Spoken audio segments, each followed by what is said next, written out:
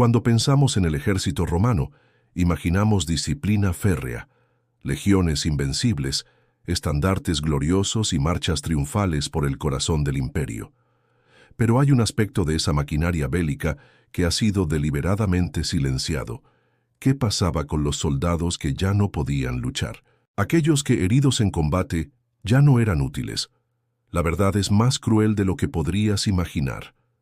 Roma era una máquina diseñada para conquistar, y como toda máquina, no tenía espacio para piezas rotas. Desde los primeros días de la República hasta los siglos de dominio imperial, el ejército romano fue el brazo armado de una ambición sin límites. Pero en esa gloria también se escondía un pragmatismo brutal. En el campo de batalla, un soldado herido no era solo un problema médico, era un obstáculo logístico, un riesgo moral y muchas veces una carga prescindible. Las legiones eran formaciones móviles, adaptadas para campañas largas donde cada gramo contaba. Cuando un soldado caía con una herida grave, las decisiones eran rápidas y frías. Si no podía moverse por sí mismo, muchas veces se le dejaba atrás. El ideal romano exaltaba el coraje, la resistencia, la entrega al deber, pero no premiaba la fragilidad. No existían hospitales de campaña como los conocemos hoy. Las valetudinaria, centros médicos improvisados, eran pocas y reservadas, sobre todo para oficiales de alto rango. La mayoría de los legionarios heridos debían sobrevivir con atención mínima, un vendaje, agua y suerte. En campañas extendidas, cuando los recursos escaseaban, las órdenes eran claras. Los heridos sin posibilidad de recuperación inmediata no debían acompañar la marcha. En otras palabras, eran abandonados. Pero eso no es todo.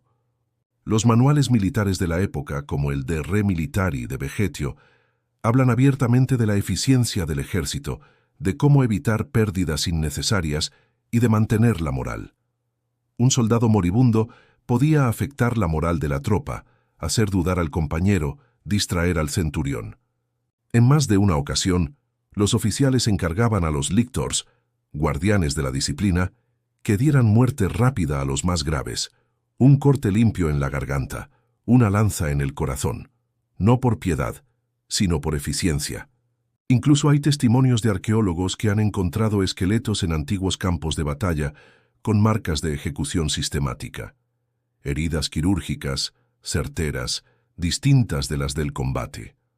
Roma trataba a sus soldados como piezas de una legión, no como individuos, y una pieza rota se reemplazaba. En ciertas regiones de frontera, como en Britania o Dacia, se encontraron registros que muestran cómo algunos soldados heridos eran utilizados como carne de cañón en batallas suicidas.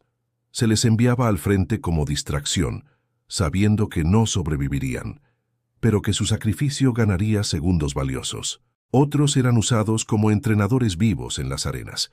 Combatían contra gladiadores novatos, sirviendo como práctica sangrienta. La crueldad alcanzaba su punto máximo cuando las heridas no eran visibles. Un soldado que sufría de melancolía, de temblores, de lo que hoy llamaríamos estrés postraumático, era considerado débil, indigno. El ejército romano no aceptaba la debilidad mental. Los soldados que mostraban miedo, que no podían dormir, que temblaban al oír un cuerno de guerra, eran azotados públicamente. Algunos eran ejecutados para dar ejemplo.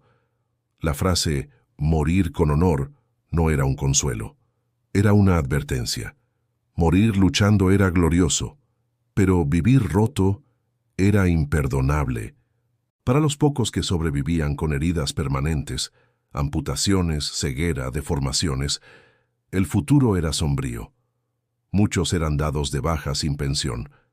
Aunque existía una promesa de recompensa tras 25 años de servicio, los heridos anticipados eran descartados. Algunos mendigaban en las calles de Roma, otros terminaban en oficios menores, ocultando sus cicatrices bajo túnicas sucias.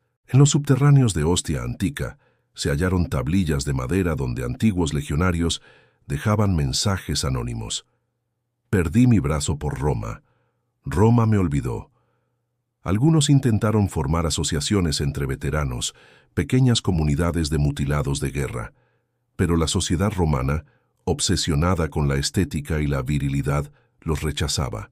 En el Coliseo, por ejemplo, se han hallado inscripciones donde ciertos espectáculos incluían los rotos, hombres con discapacidades obligados a luchar por diversión del pueblo. Incluso se registran procesiones grotescas, donde antiguos soldados deformes eran exhibidos como advertencia a los jóvenes. Pero no todo era oscuridad. En raras ocasiones, algunos heridos eran recompensados con tierras en provincias lejanas, no por gratitud, sino como forma de alejarlos de la capital. Era una especie de exilio disfrazado de recompensa. Las tierras solían ser áridas, los recursos escasos, la vida corta. Solo los oficiales con contactos lograban pensiones reales. La gran mayoría caía en el olvido. Y aún así, miles seguían alistándose. ¿Por qué? Porque para muchos la legión era la única forma de escapar de la pobreza, de obtener ciudadanía, de ganarse un nombre.